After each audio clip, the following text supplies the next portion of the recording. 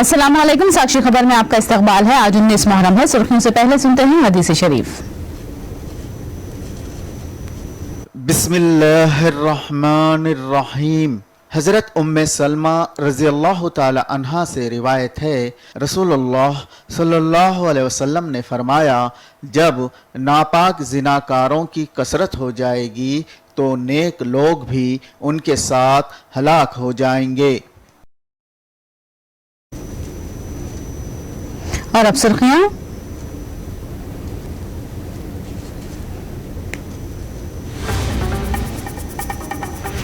T Congress के इख्तिलाफात दिल्ली पहुंचे। कोमटिरेड्डी और शशिधर रेड्डी ने सोनिया से मांगा मुलाकात का वक्त। महाराष्ट्र के रायगढ़ साहिल से हथियारों से लदी कश्ती दस्तयाब। AK-47 व दीगर हथियार मौजूद। 8 यूट्यूब चैनलों पर मरकजी हुकूमत ने आयद की पाबंदियां। हिंदुस्तान मुखालिफ फर्जी खबरें चलाने की पादाश में कार्रवाई। 10वें बच्चे की पैदाइश पर 10 लाख रूसी रूबल्स का इनाम। आबादी में इजाफे की हौसला अफजाई के लिए पुतिन ने किया नई स्कीम का ऐलान।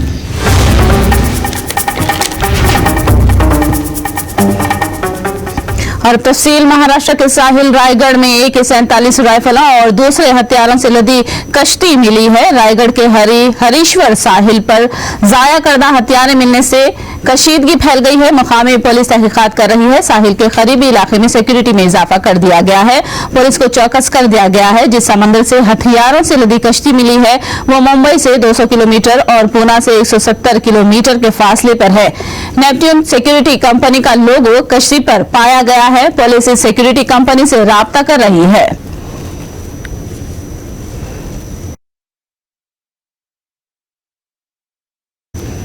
तेलंगाना कांग्रेस में सियासी हालात बदलते नजर आ रहे हैं। कांग्रेस के दाखिली इख्तिलाफात अब दिल्ली पहुंच चुके हैं। कोमटिरेड्डी और शशिधर रेड्डी ने सोनिया गांधी से मुलाकात का वक्त तलब किया है ताकि टी कांग्रेस के मौजूदा हालात से सोनिया गांधी को वाकिफ करा सके। उनके साथ हो रही नाइंसाफी से वाकिफ कराने के लिए दोनों कायदीन ने सोनिया से मुलाकात का फैसला किया है।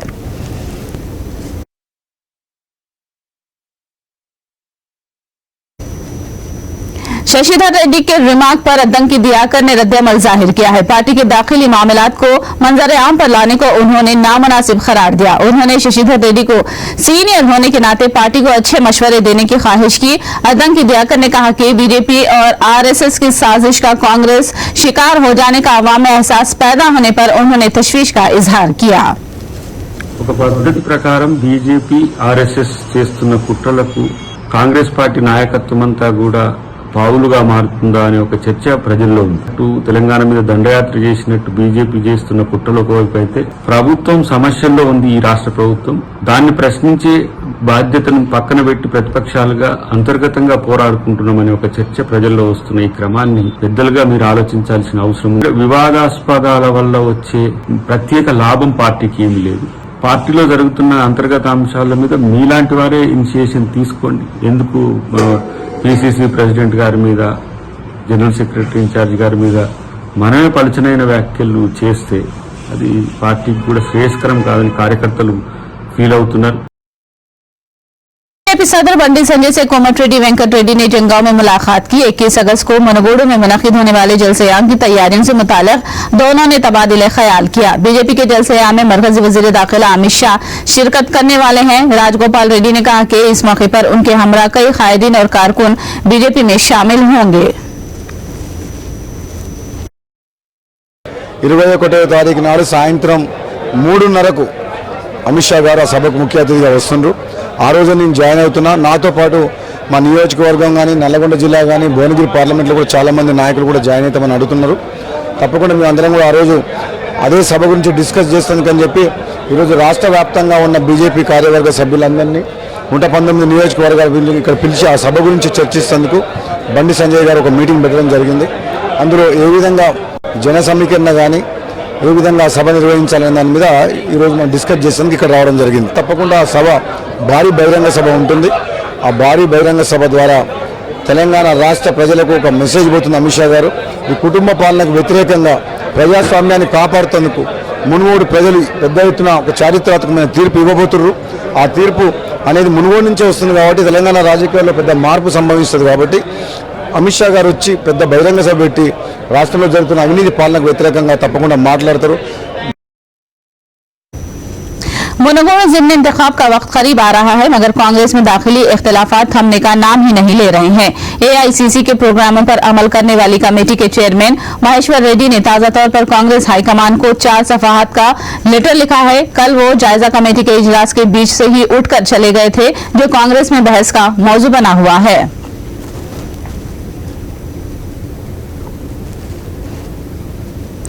पार्टी में हो रहे वाकयात को लेकर जड़चल्ला के कांग्रेस इंचार्ज अनिरुद्ध रेड्डी ने कांग्रेस के तेलंगाना इंचार्ज मानिक्यम ठाकुर को मकतूब रवाना किया है, जिसमें उन्होंने साफ लिखा है कि शुरू से ही वो पार्टी में काम कर रहे हैं, लेकिन पार्टी में येराशंकर उन्हें परेशान कर रहा है। अनिरुद्ध ने लिखा है कि येराशंकर 9 कत्ल केसों का मुलजिम है, ऐसे में वो उसके साथ स्टेज का हिस्सा बनने के लिए तैयार नहीं है।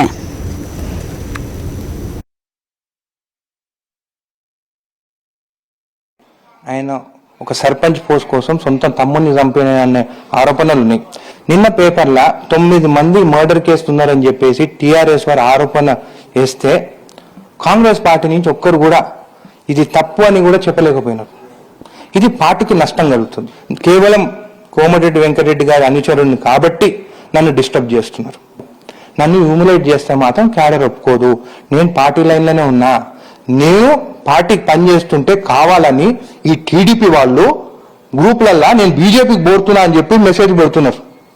ఆయనను తీసుకుంది మాత్రం మహబూబ్ నగర్ పిసిసి ప్రెసిడెంట్ గారు కూడా వెంకన్నకి చెప్పిండు, కోమటిరెడ్డి వెంకన్నకి చెప్పినాడు।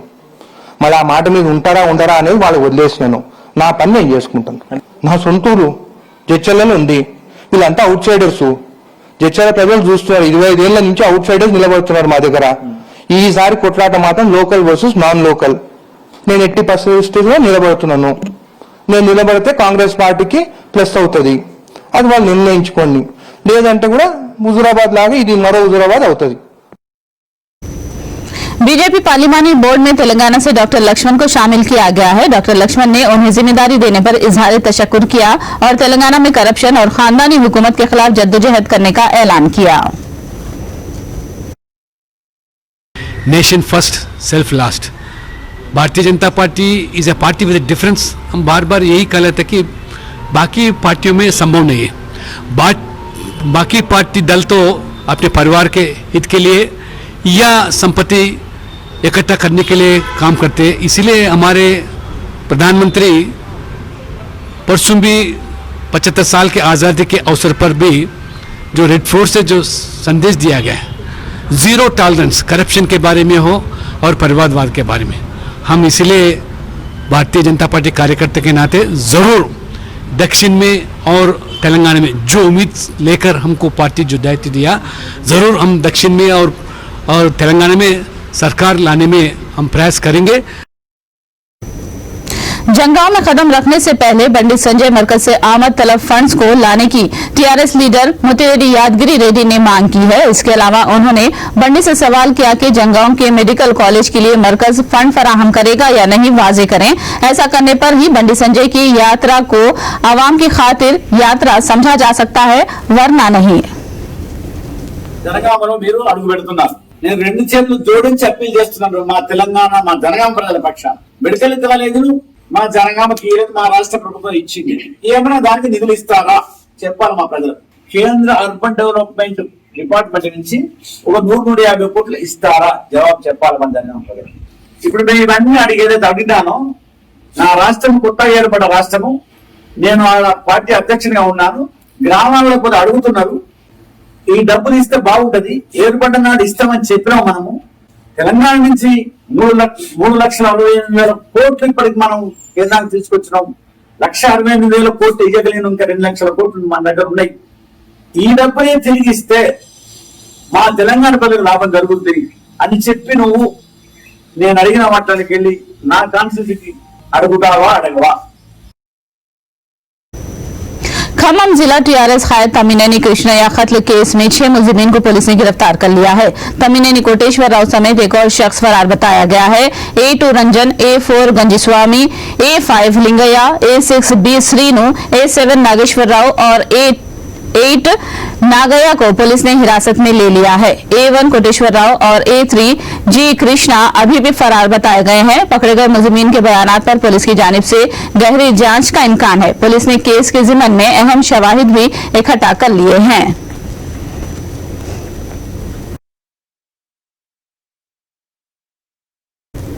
22 अगस्त से फिल्मों की शूटिंग शुरू होने का इम्कान है। आज शाम 5 बजे फिल्म चेंबर्स में आज से मुतालिक अहम प्रेस कॉन्फ्रेंस मुनक्किद होने जा रही है, जिसमें शूटिंग की बहाली का ऐलान किया जा सकता है। याद है कि 1 अगस्त से फिल्मों की शूटिंग रुकी हुई है।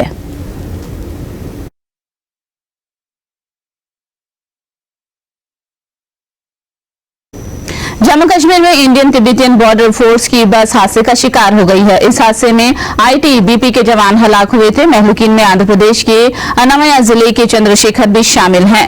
अनामया जिले के कलेक्टर क्रिशा और एसपी ने लवाहिकीन को पुरसा दिया। चंद्रशेखर की सरकारी इजाजत के साथ आखिरी रसूमात अदा कर दी गई हैं। हुकूमत ने चंद्रशेखर के लवाहिकीन को एक्सग्रेशिया देने का भी ऐलान किया है।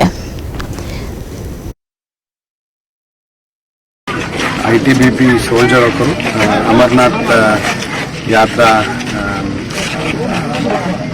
మన అక్కడ శ్రీకానగర్లో ఆయన పోస్టింగ్ అమర్నాథ్ యాత్రకి ఆయనకి డ్యూటీ కోసం పంపడం జరిగింది. ఆయన డ్యూటీ కంప్లీట్ చేసుకుని వస్తున్న టైంలో లోపల వెహికల్ కింద పడిపోయిన వల్ల చనిపోవడం జరిగింది.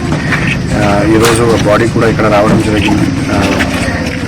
నేను మరి ఎస్పీ గారు ఇక్కడ సందర్శించడం జరిగింది. ఫ్యామిలీ మెంబర్స్కి సాంత్వనం కూడా చెప్పడం జరిగింది. గవర్నమెంట్ వారు కూడా కాంపన్సేషన్ ఇస్తామని చెప్పడం జరిగింది.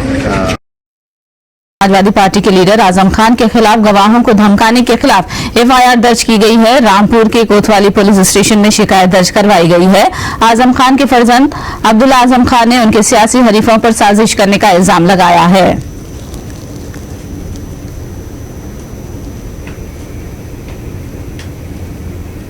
आप जानते तक नहीं, जानते तक नहीं कौन लोग हो सकते हैं? क्या वही लोग हो सकते हैं जो ऐसे तो मुकाबला नहीं कर सकते सियासी, जिन्होंने 3 साल पहले हरकतें की थी और चुनावों में उनका जवाब लोगों ने उन्हें दिया। क्या लग रहा है कप्तान साहब से मुलाकात हुई, क्या कहा कप्तान साहब ने? उन्होंने कहा है कि जांच कराएंगे हम इसकी, उम्मीद ही कर सकते हैं। अब्दुल्ला भाई, सत्ता के दबाव में काम तो नहीं हो रहा है कुछ? अभी भी आपको इसमें कोई शक है? अभी भी कोई शक है आपको इसमें? एक अधिकारी है इस मंडल में, उन्हें बस एक परिवार की बहुत चिंता है। देखिए, ये आदरणीय सदर विधायक हमारे आजम खान जी हैं, उनके खिलाफ कई अभियोग चल रहे हैं न्यायालय में। तो गवाहों को धमकाने का प्रयास किया जा रहा है। 2 गवाह आज गवाही थी, तो उनको जाना था, तो वो थाने में आके बोले, इंस्पेक्टर का फोन आया कि साहब ये आके बता रहे हैं कि हमको धमका रहे हैं कि गवाही मत दो। मैंने कहा इसकी पहले तहकीकात कर लो कि कहीं कोई बात तो नहीं है, क्यों कर रहा है, कैसे कर रहा है, या कोई कहलवा तो नहीं रहा है। हमने कहा कि छानबीन करो। छानबीन किया, उसकी पूरी बात बिल्कुल सत्य थी। उनको धमका रहे थे इनके लोग। उसने, हमने कहा भाई ठीक है लिख के दो, तो उसने लिख के दिया। उसका मुकदमा कायम हुआ, जो वैधानिक कार्रवाई की जाएगी। न्यायपालिका की कार्य में बाधा डालने की अनुमति किसी को नहीं मिलेगी। कर्नाटक के शिमोगा में शरपसंदों के हमले में जिंदा बचने वाले नौजवान सद्दाम हुसैन ने उनसे इंसाफ करने की मांग की और शरपसंदों को सजा देने की मांग की है। सद्दाम हुसैन यौम आजादी के रोज गांधीनगर में तशद्दुद के बाद अपनी दुकान से वापस लौट रहे थे कि शरपसंदों ने उन पर कातिलाना हमला किया। सद्दाम हमले में शदीद जख्मी हो गए, उनके सर पर जख्म आए और अस्पताल में दर्ज हुए हैं।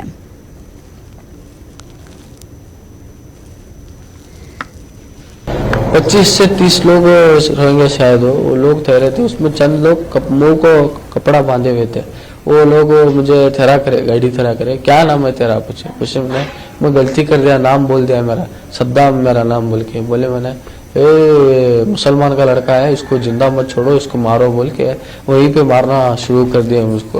वो 4-5 लोग लेके जाके दीवार को टक्कर मारने के लिए देखे मुझको, सिर को वो लेके जाके मैं गटर में पड़ के भागा। उतना बचकर भागा तो भी एक इतना बड़ा पत्थर लेके मेरे सर पर मारने के लिए देखे वो आके मेरे खांधे के ऊपर लग गया। मैं बच गया थोड़ी इसमें, इधर उधर से चल के भाग के गया मैं उधर से उनके पास से जान बचा के।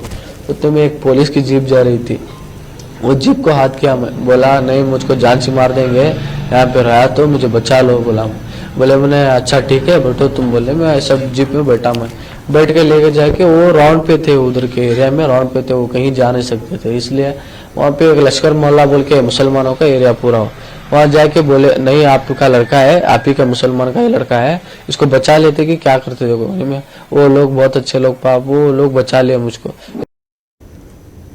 आसाम के सदर मकाम गुवाहाटी में शहरियत तरमीम कानून के खिलाफ एहतजाज किया गया और इस मुतनाज़ा कानून को वापस लेने की मांग की गई। North East Student Organisation All India Assam Student Union ने धरना दिया। इस मौके पर सिक्योरिटी का भारी बंदोबस्त किया गया था।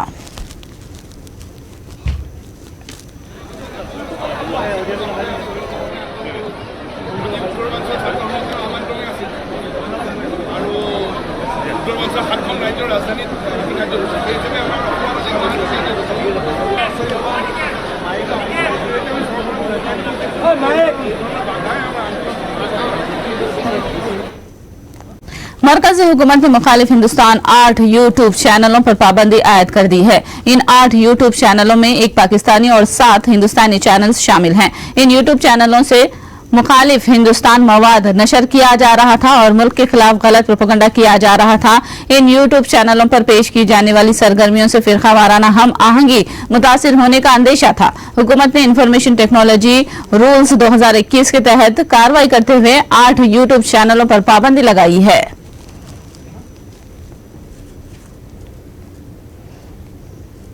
जम्मू कश्मीर में गैर मुकामी अफराद को वोट देने के फैसले पर साबिक वजीर आला महबूबा मुफ्ती ने रद्द-ए-अमल दिया है। महबूबा मुफ्ती ने कहा कि कश्मीर बीजेपी के लिए एक तजुर्बा गाह बन गया है। बीजेपी यहाँ पर जो नाजी जर्मनी में पॉलिसी थी, जो इजराइल में पॉलिसी है, वो सोचते हैं ये पॉलिसी अपना के हम जम्मू कश्मीर के मसले को हल करेंगे और जम्मू कश्मीर में सरकार बना के पूरे मुल्क के अंदर उसी बलबूते पे और लोगों से वोट मांगेंगे और इसके अलावा बीजेपी का कोई इरादा नहीं है। मगर मैं उनको बताना चाहती हूँ कि हिटलर ने कितना जुल्म किया पर ज्यूस को वो खत्म नहीं कर सका। इजराइल कितना भी जुल्म करे तो फलस्तीन को खत्म नहीं कर सकता, ना उनके रिजॉल्व को खत्म कर सकता है। इसी तरह जब तक एक डोगरा एक कश्मीरी यहाँ बचा हुआ है तो वो जो बीजेपी के इविल डिजाइन्स हैं जम्मू कश्मीर को लेके वो उनको कामयाब नहीं होंगे।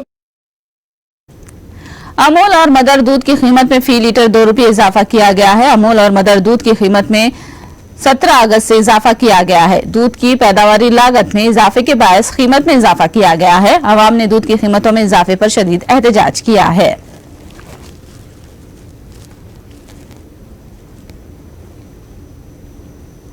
तो सर एक ही बात बोलूंगा, सब ये मोदी साहब के हाथ में बढ़ा भी सकते हैं घटा भी सकते हैं। इसमें गरीब आदमी की मार है और कोई बात नहीं। जो अच्छी सर्विस कर रहे हैं उनको तो कोई दिक्कत नहीं है। जो लो क्लास के लेबर कास्ट है उनको तो बहुत ही ज्यादा प्रॉब्लम है इस चक्कर में। वो दूध बेचारे लेते ही कहाँ है वहाँ पर, वो तो काली चाय पी के घर जाते हैं अपने। जो अच्छी इनकम कर रहे हैं वो तो दूध लेते हैं, लेकिन जो लो इनकम वाले हैं वो तो दूध की डेयरी के पास भी नहीं आ सकते। ये महंगाई जो इतनी बढ़ा रहे हैं, ये किस लिए बढ़ा रहे हैं, क्यों बढ़ा रहे हैं, आज तक समझ नहीं आ रही बात को। बोले मोदी साहब ये काम करें वो काम करें, वो सब काम अच्छे करें, लेकिन कम से कम गरीबों का तो ध्यान रखें। वो जो लेबर कास्ट है, जो दिहाड़ी वाली, उनका तो ध्यान रखें। बिल्कुल उनको मिलना चाहिए अच्छा, जो भी कुछ पैसा देना उनको दो ताकि वो अपने परिवार को ठीक से पाल सकें। बाकी तो सरकार को सब दे ही रही है सबको। बिल्कुल इनकम कम है, काम भी कम है और हर चीज में 2 रुपया 1 रुपया बढ़ते जाता है, तो उससे गरीबों में बहुत ज्यादा फर्क पड़ता है जो रोज कमाते हैं। और ये हर टैक्स भरने पड़ता है गरीबों को, जिससे कि इनकम में तो कोई सोर्स में कोई बढ़ोतरी नहीं होती है, लेकिन खर्च में हर चीज में टैक्स बढ़ता है, तो गरीबों पे असर ज्यादा पड़ता है कि बच्चों को पढ़ाने में, कई बीमारी में, ये सारे बहुत समस्या के झेलने पड़ता है। पूना के सीरम इंस्टीट्यूट हिंदुस्तान की वो पहली कंपनी है जो अमेरिकी मार्केट को 3.5 मिलियन टीका मुहैया कर चुकी है। हिंदुस्तान और अमेरिका के दरमियान सिफारती ताल्लुकात के जिम्मन में सीरम इंस्टीट्यूट पूना में मुनाकिदा तकरीब में अमेरिकी सिफारतकार पेरेका लोसिना और मुंबई के अमेरिकी कौंसल जनरल माइक हांके और सीरम इंस्टीट्यूट के सीईओ आधार पूनावाला ने खिताब किया।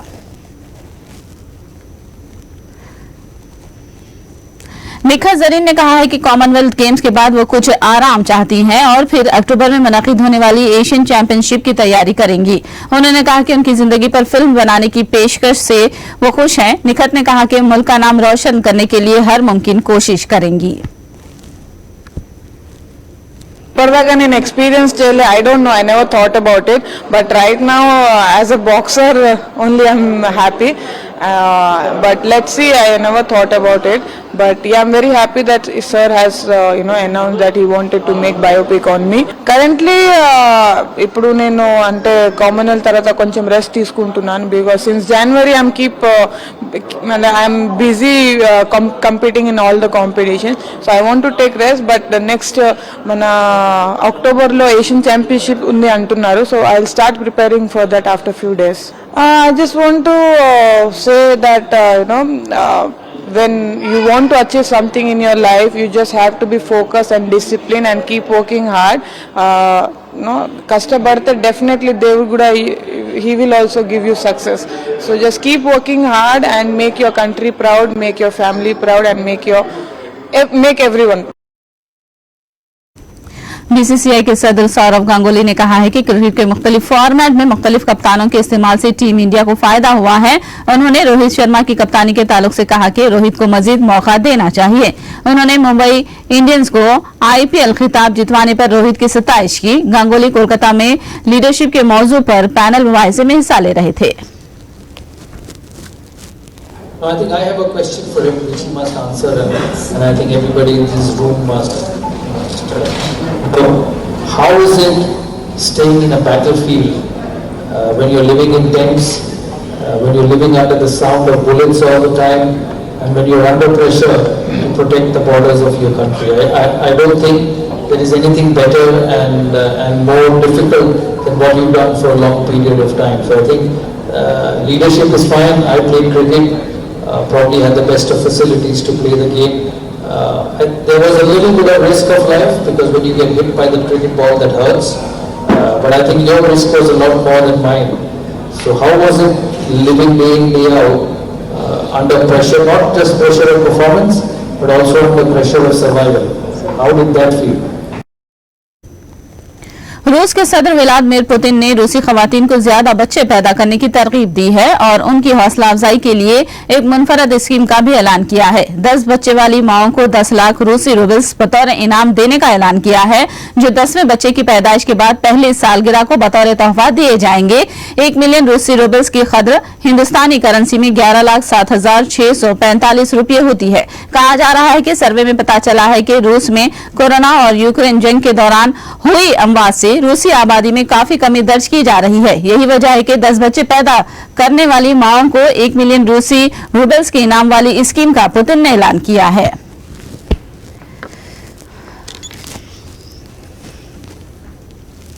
आखिर में सुर्खियां एक बार फिर। पी कांग्रेस के इख्तिलाफात, दिल्ली पहुंचे कोमटिरेड्डी और शशिधर रेड्डी ने सोनिया से मांगा मुलाकात का वक्त। महाराष्ट्र के रायगढ़ साहिल से हथियारों से लदी कश्ती दस्तियाब, AK-47 व दीगर हथियार मौजूद।